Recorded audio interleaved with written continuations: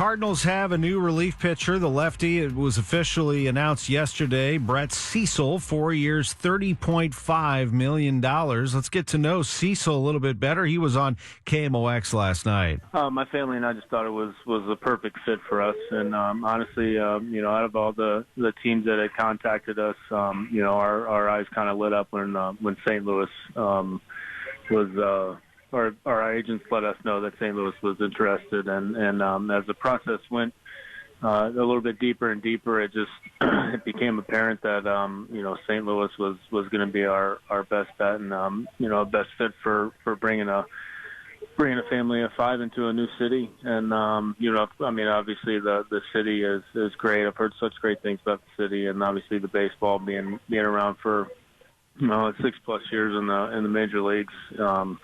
I think it's safe to say that anybody that's been around that long should know that there's a winning tradition here and good ball clubs that have came through here, and they do things right, and it's very professional. Mike Claiborne also visited with GM John Mozeliak on KMOX last night and pointed out the similarities between Kevin Segrist and Brett Cecil, both lefty relievers on the club, and both began their careers as starters. Well, I think you certainly point out the parallels there where they were both starters and both have now moved to the relief role, which is not too uncommon. But, when you think about why Cecil has success, it's definitely based on his breaking ball and has probably one of the better curveballs in the game. One of the things we hear in baseball, and every other year there seems to be a new term where we used to have specialists. Now we're hearing about pitchers stretching out a little bit more.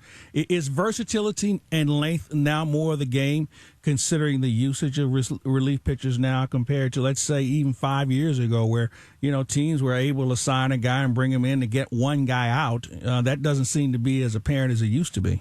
Yeah, I think that's a good observation, and we were one of them. Randy Choate comes to mind when we originally signed him, it was basically like, get Votto out. and then, subsequently trying to milk out a 12-man staff with someone like that becomes very difficult, even though typically those guys that can get the one out tend to be able to go every day, but it still makes somebody else have to get up. And I think as you're watching the evolution of bullpens, having people be able to face a left-hander but also a right-handed hitter becomes invaluable.